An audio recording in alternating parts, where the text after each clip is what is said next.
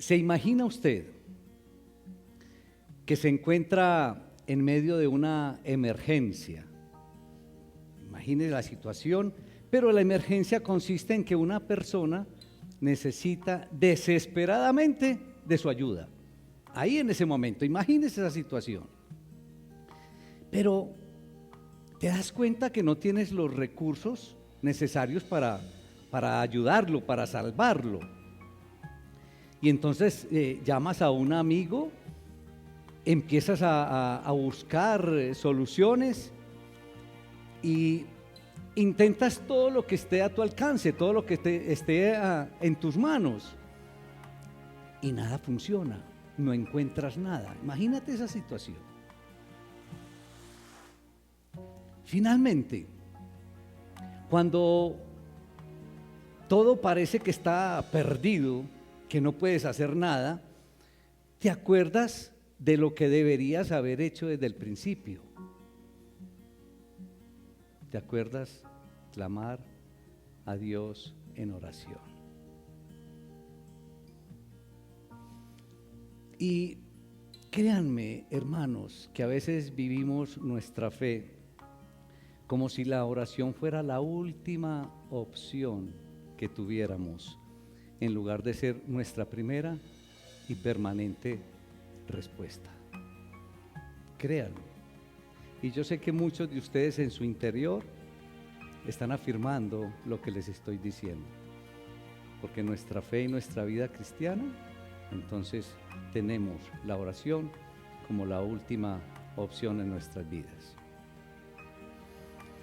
Los discípulos de Jesús en alguna ocasión se encontraron en una situación similar como la que les he planteado inicialmente.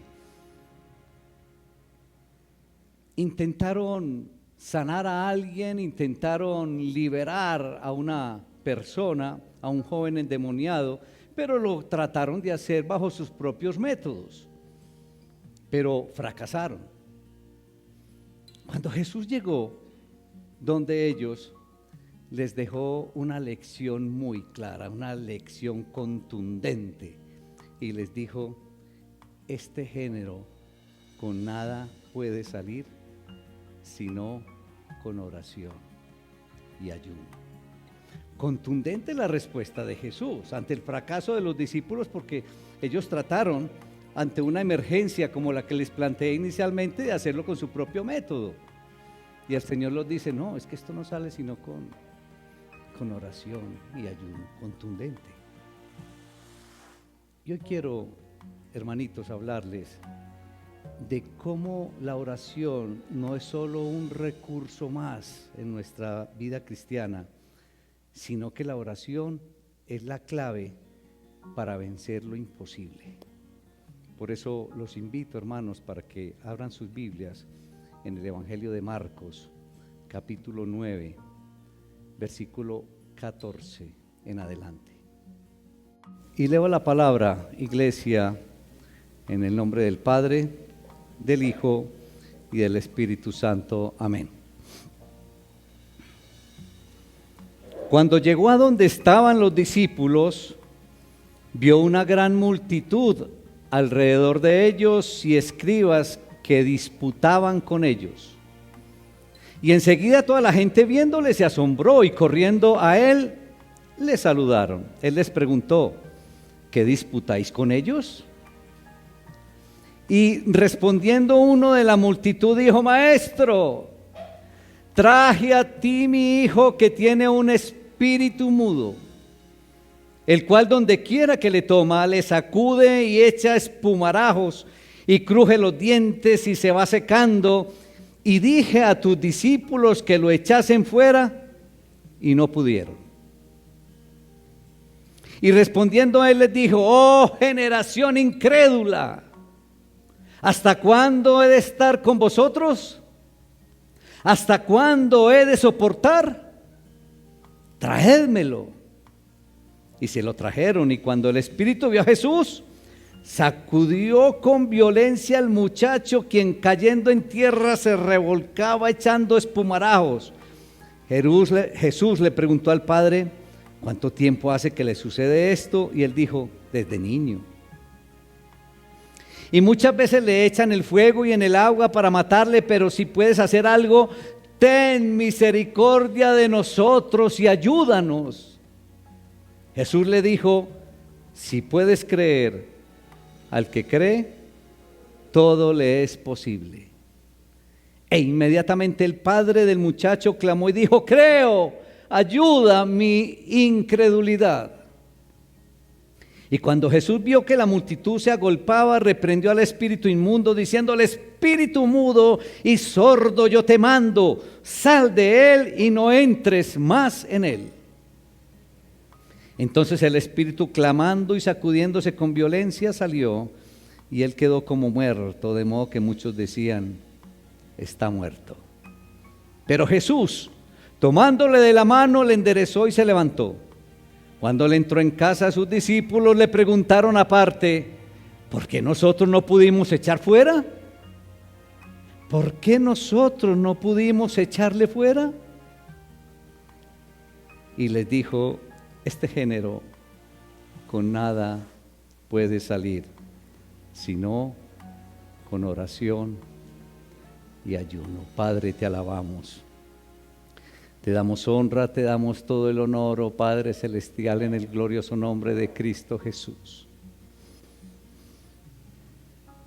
Padre, ayúdanos a entender la importancia de esta disciplina espiritual, la importancia de la oración en nuestra vida cristiana.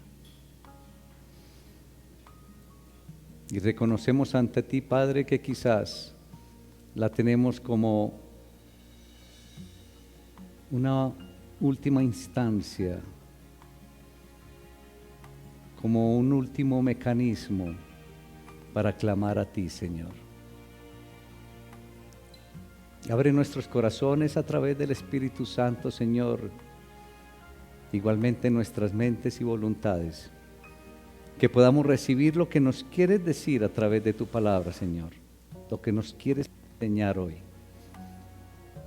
Y permite, Señor, que ante la reflexión tomemos decisiones, Señor, ante lo que tú nos pides a través de tu bendita y maravillosa palabra. En Cristo Jesús. Amén. Hermanitos, vamos a ver entonces, a través de esta porción de la palabra, la oración en lo imposible. Dice aquí la palabra del Señor, que cuando Jesús llegó donde estaban los discípulos, de acuerdo a esta porción de Marcos, y cuando uno va a Lucas, entonces nos dice que al día siguiente, cuando bajaron de la montaña, lo cierto es que llega Jesús donde los discípulos al día siguiente, y nos dice la palabra que había una gran multitud alrededor de los discípulos, y se estaba dando como una discusión, había como una disputa, ¿sí?, entre los discípulos y los escribas. Pero recordemos esto. Recuerden que siempre debemos ubicarnos en el contexto anterior. ¿De dónde venía Jesús? Jesús venía de un evento maravilloso. Si ustedes ven unas líneas antes, Jesús venía de un evento maravilloso en donde Dios Padre muestra la honra y la gloria de Jesús, como lo describe también Pedro. Jesús viene entonces de lo que conocemos como la transfiguración. Noten ustedes unas líneas antes. Y entonces es un evento que había compartido Jesús con 3 de sus discípulos, con Pedro, con Jacobo y con Juan. Este evento de la transfiguración es bien parecido con la experiencia durante el bautismo de Jesús. Se escuchó una voz del cielo, básicamente la misma frase se escucha en los 2 eventos, y hay también una manifestación corporal de la presencia de Dios y del Espíritu Santo. Este evento le sirve a Jesús de una manera muy especial para fortalecerse en la prueba y en el desafío final que se aproximaba en Jerusalén y en la cruz. Este evento no está ahí por al azar. Este evento, el Padre Celestial con este evento le da fortaleza al Hijo por lo que venía, por lo que se acercaba. Entonces no solamente le da fortaleza, sino que lo alienta porque lo testifica y realmente lo aprueba. Y le envía además 2 testigos, recuerdan en la transfiguración, los 2 testigos que participan, Moisés y Elías, para animarlo entonces en la recta final del ministerio de Jesús. Eso tiene ahí un significado muy especial del Padre hacia el Hijo, de aliento, de fortaleza y de aprobación. Pero también le sirve, hermanos, no solamente de aliento y de aprobación a Jesús, sino que le sirve también de instrucción y de aliento a los discípulos, porque ellos estaban renuentes a considerar el sufrimiento propio en sus vidas, pero también estaban renuentes de aceptar el sufrimiento en la persona de Jesús. Entonces era una instrucción y un aliento también para los discípulos.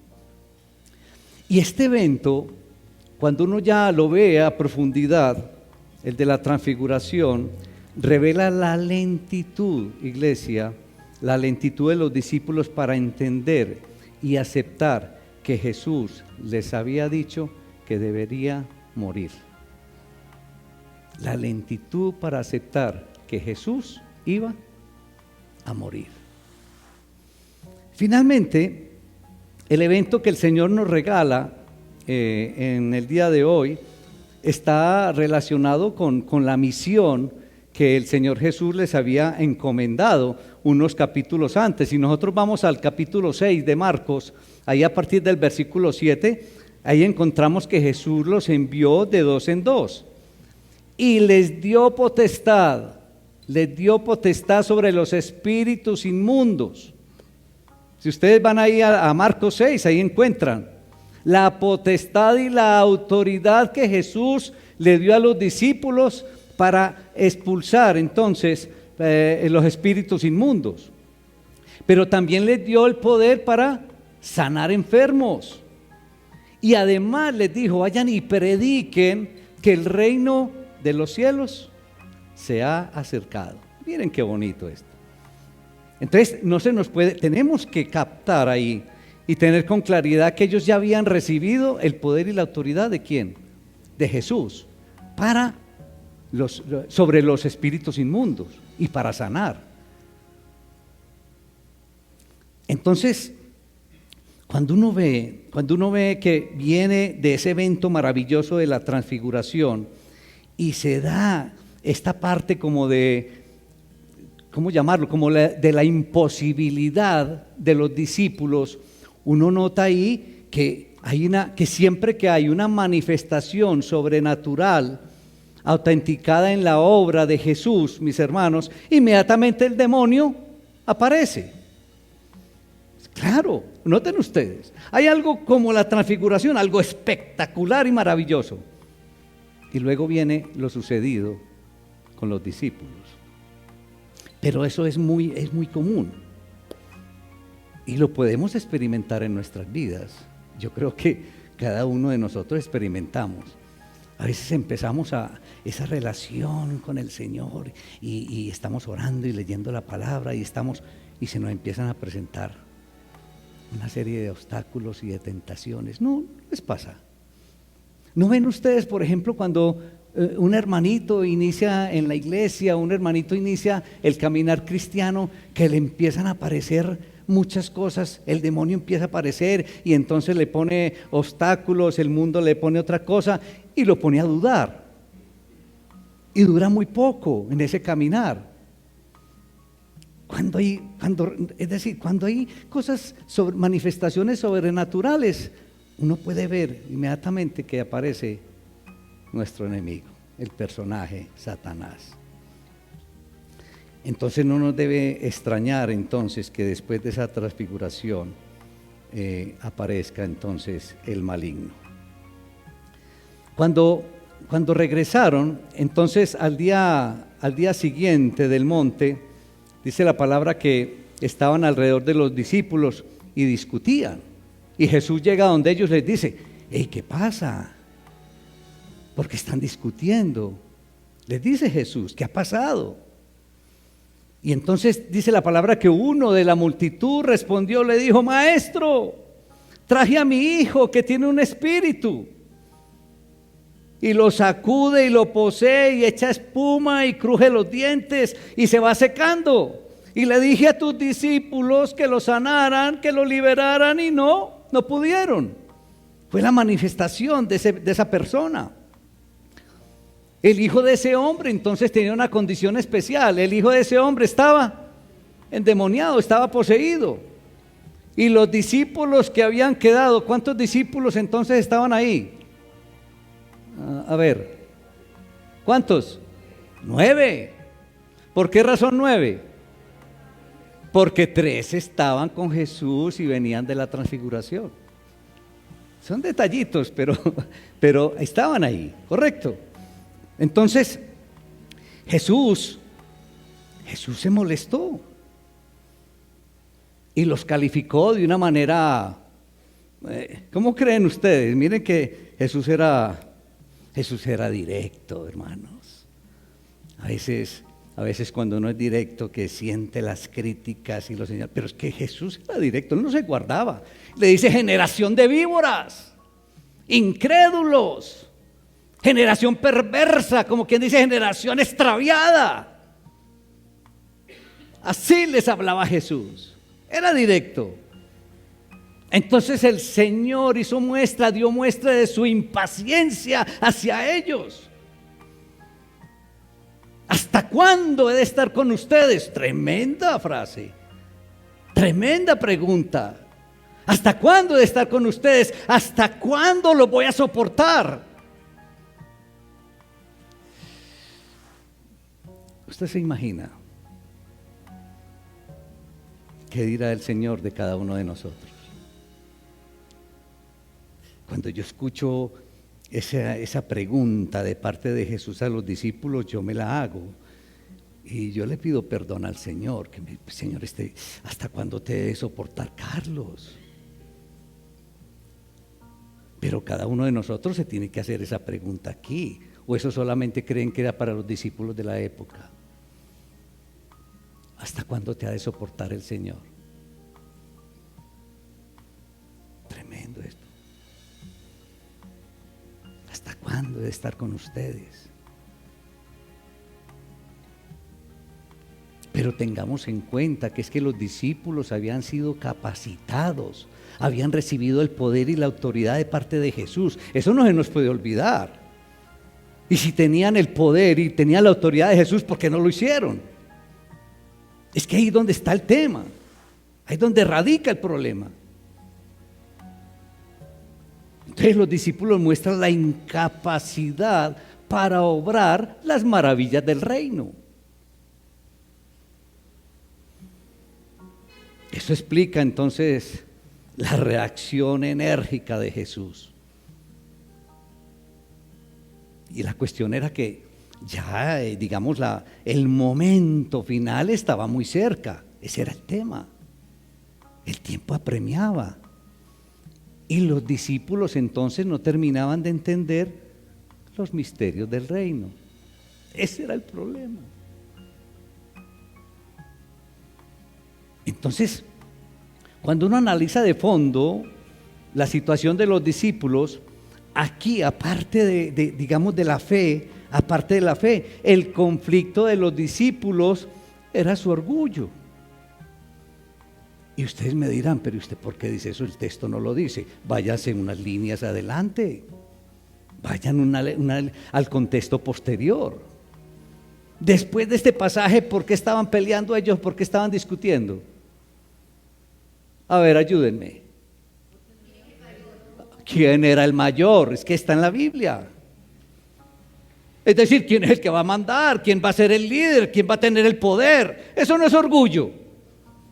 Entonces, aparte de la fe, mis hermanos, que encontramos aquí por la incapacidad de obrar en las maravillas del reino, estaba también el orgullo. ¿Y quién es el más grande de nosotros?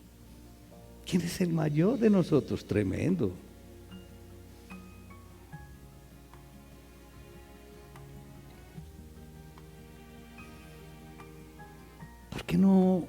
por qué no estaban discutiendo acerca de o pidiendo al Señor que les diera la facultad del servicio? Y nosotros en las oraciones caemos también en estos errores. ¿Por qué le pedimos al Señor el don de sanidad? Señor, dame el don de sanidad. ¿Por qué? ¿Por qué creen ustedes? Porque es muy vistoso, ¿sí o no? Y muchos otros dones. ¿Por qué generalmente no pedimos, Señor, dame el don del servicio? ¿Por qué? Quizás porque en nosotros también está el orgullo, igual que los discípulos.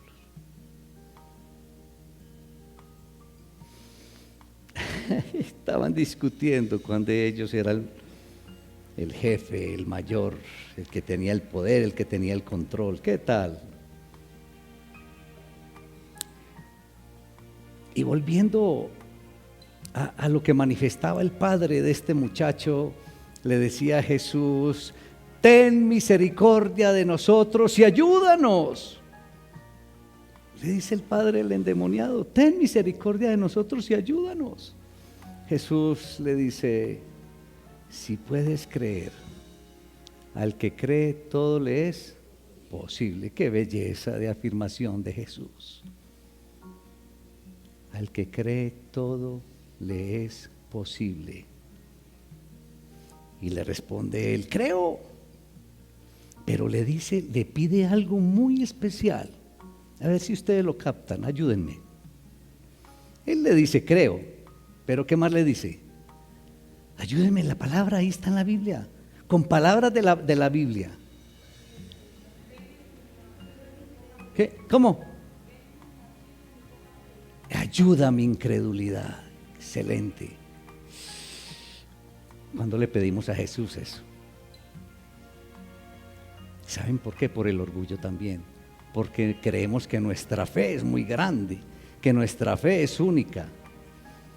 Pero miren, ayuda mi incredulidad. No se le olvide esta petición, para que en ese clamor al Señor, pídale al Señor: ayuda a mi incredulidad. Como lo hizo este padre. Creo que es un motivo de oración especial.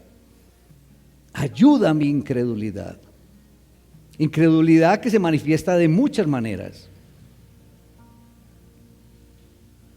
Dice la palabra que Jesús reprende a este espíritu inmundo y esté sacudiéndose con violencia y clamando. Inmediatamente salió del muchacho. Y entonces los discípulos, cuando ven toda esta maravilla de Jesús, le dicen: maestro, ¿y por qué nosotros no pudimos expulsarlo? ¿Por qué nosotros no pudimos echarlo? ¿Por qué nosotros no pudimos hacer nada?, le dicen los discípulos. Y Jesús les dice: es que este género con nada puede salir, sino con oración. Tremendo. Qué sacudida para los discípulos, pero qué sacudida para todos nosotros hoy.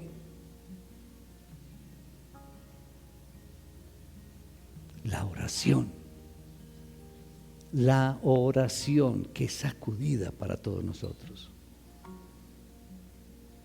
Y cuando uno analiza a los discípulos, no sabemos qué es lo que produjo más frustración en los discípulos, si el hecho de que no pudieron sanar al endemoniado, o la explicación que Jesús le dio acerca de por qué no pudieron hacerlo. ¿Qué consideran ustedes? ¿Cuál de las dos cosas? No sé. Pero estaban totalmente mortificados, pues, frustrados los discípulos. Y no ha de sorprendernos entonces que estuvieran en esa condición. En lugar de encontrar la salida para el muchacho, la ayuda para el muchacho, se habían enredado entonces en una discusión con los escribas y fariseos. En lugar de estar enfocados ahí en lo que verdaderamente era importante en ese momento, entraron en una discusión. cuando Jesús llegó, noten ustedes, con la sencillez que obró el Señor, se ocupó del muchacho con una sencillez y con una autoridad que marcaba un contraste, una diferencia muy grande con la inseguridad de los discípulos. Miren, ¿cómo estaban los discípulos? Estaban seguros.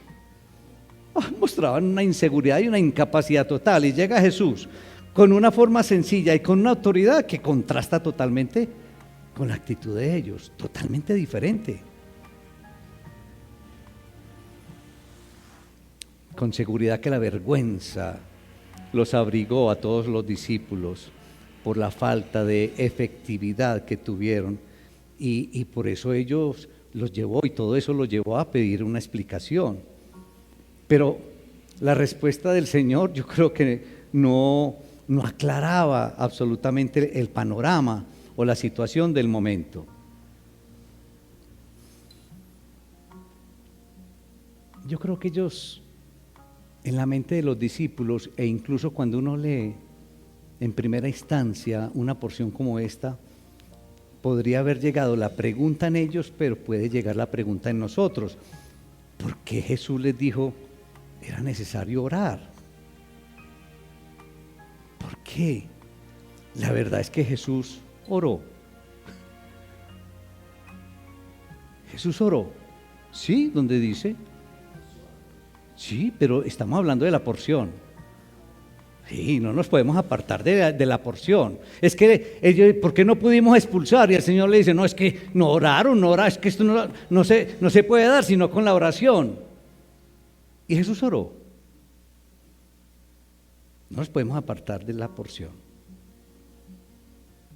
Con seguridad que pudo haber llegado esta interrogante en los discípulos, como puede llegar inicialmente en la lectura. ¿Qué hizo Jesús? Simplemente preguntó, indagó un poco sobre la historia del muchacho. ¿Y luego qué hizo? Expulsó al demonio, así de fácil. Él preguntó, ¿ve? ¿Desde cuándo? No, desde niño, fuera. Así de fácil. ¿Cómo podía entonces Jesús señalar la oración y el ayuno como el secreto del éxito logrado? Qué interrogante. ¿Se refería acaso a que los discípulos debían orar aunque él no lo había hecho porque ellos no tenían la autoridad que él tenía? No cabe. ¿Por qué no cabe? Porque él les había dado la autoridad. Tremendo. Claro que sí. La autoridad y el poder había sido dado por Jesús a ellos. Entonces no cabe esto. El comentario de Jesús indica entonces una cosa, iglesia, para que lo tengamos bien presente, y es que la oración debe ser una parte fundamental del armamento del siervo de Dios para enfrentar el mal. La oración debe ser para un siervo de Dios. ¿Hay algún siervo de Dios aquí? Entonces, ¿esto es para quién? Eso sí, para cada uno de nosotros. Debe ser el arma fundamental para enfrentar el enemigo, para enfrentar el mal. Eso es lo que podemos ir extractando aquí. Pero ojo, pero el momento de echar mano a la oración no es cuando la batalla está ahí, aquí al frente de nosotros. Cuando se llegó el momento de la batalla, no es el momento de ponernos a orar. Eso es lo que debemos de ir extractando aquí. No podemos entonces detenernos a afilar la espada cuando tenemos el enemigo encima. Ustedes se imaginan, yo en plena batalla con el enemigo encima, y entonces ¿qué? Espérate, yo afilo. ¿Cómo debo tener la espada afilada? ¿Desde cuándo? Desde antes. Y así es la oración. Así debe ser la oración. Cuando llega la situación que requiere una enérgica y rápida intervención, el siervo de Dios debe actuar, debe entrar en acción. El momento para orar, en cambio, es antes de la batalla. Es antes de la batalla el momento de orar. Entonces solamente por medio de la oración se puede obtener la sabiduría y la autoridad necesaria para tener un caminar cristiano efectivo. ¿Quiere tener un caminar cristiano efectivo? Ahí está el arma, la oración. Te da la sabiduría y la autoridad. Necesitamos tener un ministerio efectivo, entonces entramos en oración, para que el Señor nos dé la sabiduría y la autoridad para tener un ministerio fructífero, para tener un ministerio efectivo. Pero ¿saben algo? Uno nota en las oraciones como muchas personas se quedan sentadas afuera mientras los otros hermanos oran. Si usted llega tarde, ¿por qué no se une a ellos? Puede ser 1 minuto, 2 minutos, ¿para qué se queda por fuera? Si queremos una vida cristiana efectiva, la oración. Queremos un ministerio efectivo, una iglesia efectiva, la oración. Eso es lo que podemos extractar aquí. Ahora, seguramente, por eso en la vida de Jesús, ¿qué pasaba con frecuencia? Ahora sí, por fuera se apartaba a orar. Ahí es donde uno entiende que la oración es antes de la batalla, ¿correcto? Por eso con tanta frecuencia el Señor se apartaba a lugares solitarios para orar. Ahora entendemos esto. Y no se nos puede olvidar, por eso los llevé al contexto anterior. ¿De dónde venía Jesús? De la transfiguración, donde había participado de una experiencia especial, de una experiencia singular de parte del Padre, con el Padre. Entonces los sentidos de Jesús podríamos decir que estaban agudizados, que estaban en el punto más alto. Ahí la explicación de por qué en ese momento no oró, porque venía, mis hermanos, en el punto espiritual, lo tenía altísimo. Tenía de reunirse y de recibir el reconocimiento y la gloria por parte del Padre. Este es mi Hijo amado. Por Dios. En un sentido, cuando Jesús bajó al llano, podríamos decir que Él ya venía. Si estamos interpretando si había orado o no, cuando Jesús bajó al llano, ¿ya venía qué? Orado. Ya venía orado. Claro. Ahí está la explicación entonces, que no, según el interrogante, bueno, ¿y por qué nos pide que oremos si Él no había orado? Es que Él ya venía orado. Y recuerden también que es que la oración no es en el momento en que el enemigo está encima, es antes, para tener el arma afilada.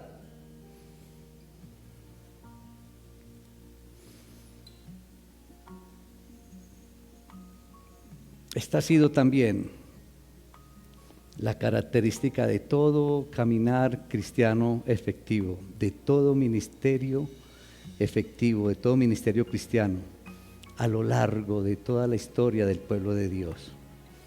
Personas y congregaciones que oraban, una vida de oración. Lo puede ver uno. Aquellas personas que han dirigido sus vidas y que han dirigido sus ministerios cristianos y que los vemos efectivos a nivel personal y a nivel congregacional, siempre se han caracterizado por ser personas con vidas de oración desarrolladas, con vidas de oración profundas. Dejemos de tener eso muy en cuenta. Así también debe ser entre nosotros, iglesia, que nuestro caminar cristiano sea un caminar en oración, para tener sabiduría, para tener autoridad, para tener protección. nuestra vida cristiana debe ser una vida de oración.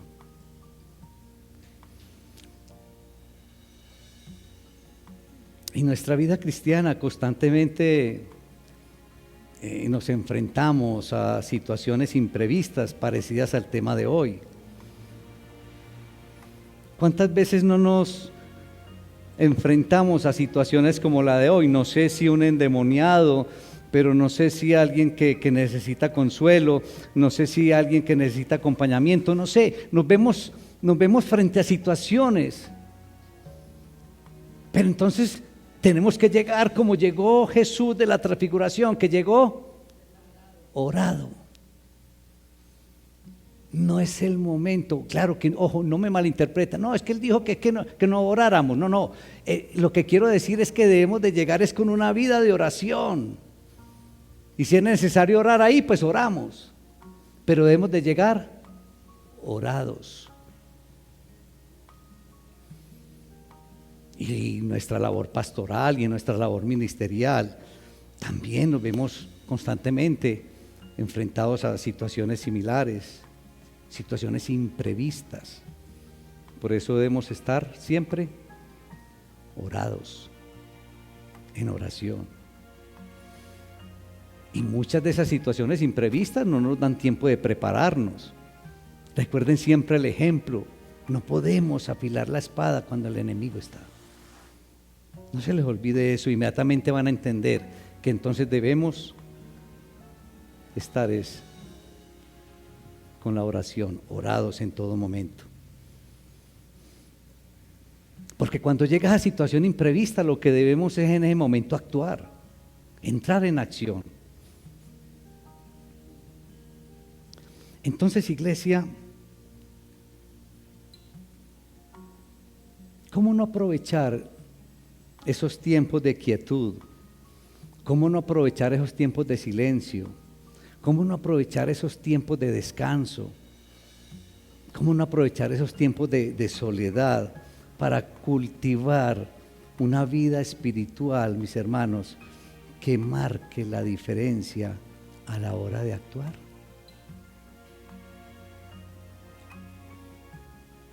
Pero el interrogante es, ¿cómo no aprovechar ese tiempo entonces para hacer qué? Para hacer oración. Esos tiempos de quietud, esos tiempos de silencio, esos tiempos de soledad, esos tiempos de descanso, ¿por qué no aprovecharlos para orar?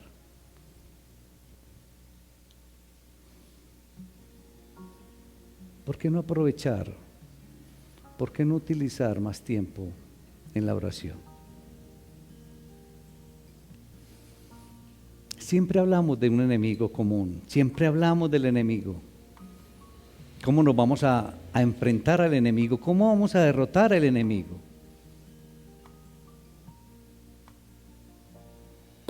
Debemos siempre mantener afiladas nuestras espadas.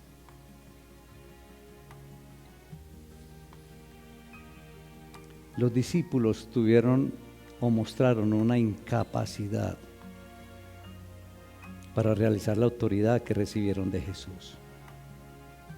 Nosotros hoy también tenemos esa autoridad, créanme.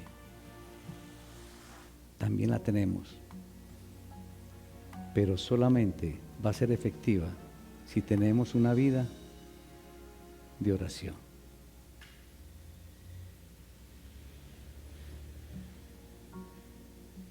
Ahora pregúntate, ¿cuánto tiempo le inviertes a la oración? Y podríamos incluso, yo creo que la pregunta la podría expresar más amplia. ¿Cuántos días a la semana oras?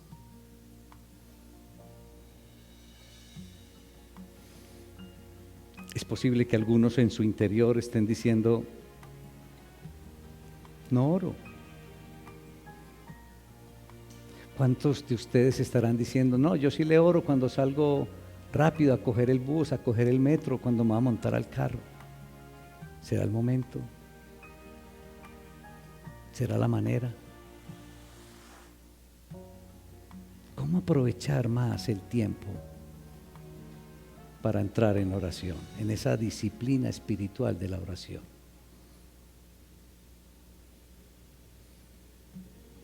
Ahora, pregúntate también, bueno, ¿y yo qué debo hacer para tener más oración?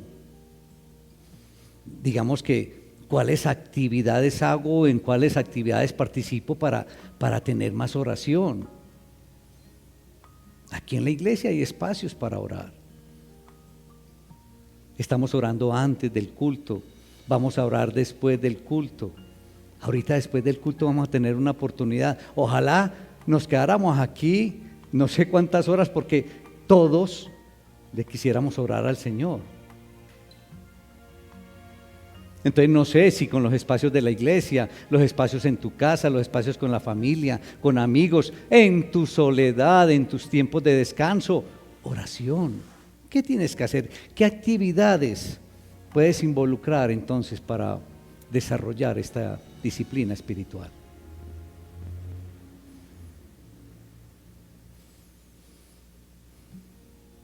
¿Qué necesitas mejorar? ¿O en qué aspectos de tu vida espiritual necesitas mejorar para tener una vida de oración más abundante y para que tengas entonces por consiguiente un caminar cristiano efectivo?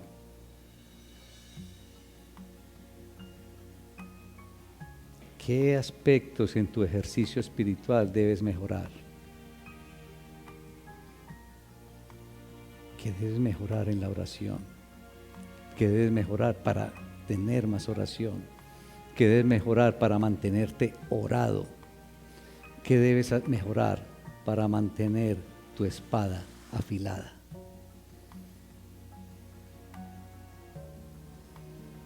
Y recuerda, hermano, que la oración obra en lo que vemos como imposible. Para el Señor no hay nada imposible. Así como Jesús llegó de la forma más sencilla, así como Jesús llegó con toda autoridad, Él ha transmitido también esa autoridad y ese poder a todos sus siervos. Así que si te consideras un seguidor de Jesús, si te consideras un siervo de Jesús, tú tienes esa autoridad que Él ha delegado en cada uno de nosotros. Lo que tienes que reflexionar es: ¿cómo está tu vida de oración? ¿Cómo está tu relación con el Señor? ¿Cómo está tu vida de oración? La oración puede obrar en lo que consideramos imposible para nosotros, los seres humanos. Padre, te alabamos. Te damos honra, oh soberano Creador, en el glorioso nombre de Cristo Jesús. Padre, te pedimos perdón. Yo te pido perdón, Señor, a nivel personal. Y te pido perdón también por la congregación. Porque reconozco y reconocemos que nos falta oración, Señor. Que nos falta una vida de oración. Ayúdanos, Señor, con el poder del Espíritu Santo.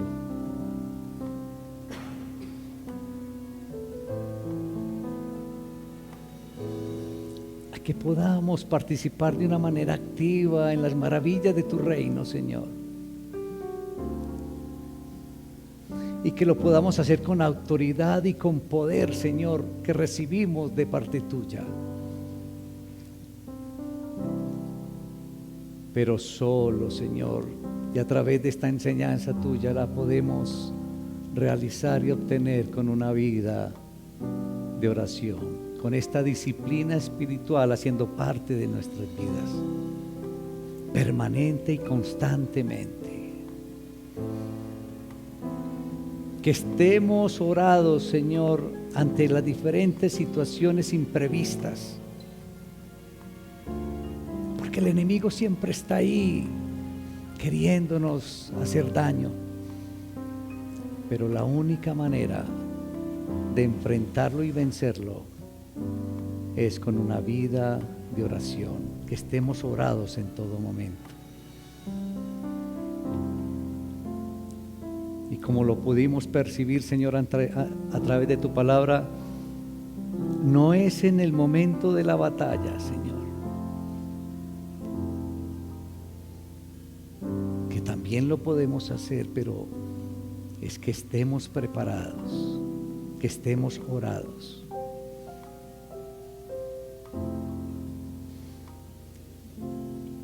Oh Señor, recibimos tu enseñanza con temor y temblor, Señor. No queremos sentirnos, Señor, como quizás se sintieron los discípulos en aquella época, en aquel momento, Señor. Mortificados, apenados, frustrados.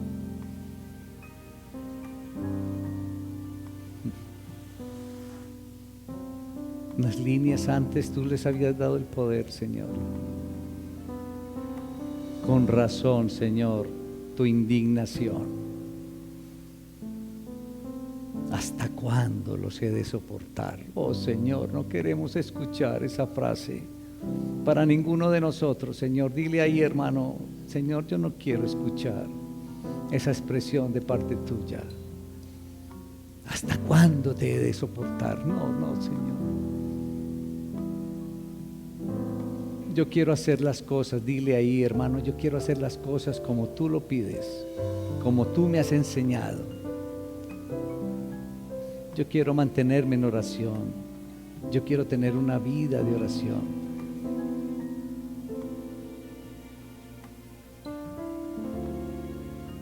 Alabamos tu nombre, oh Padre Celestial, en el glorioso nombre de Cristo Jesús. Y permite que con el poder del Espíritu Santo, Señor, tengamos la certeza, la seguridad y la convicción de que podemos participar en las maravillas de tu reino, Señor. Bendice a mis hermanos, Señor, bendice a tu iglesia. Clamo por ellos, Señor. Protégelos en el glorioso nombre de Cristo Jesús. Amén.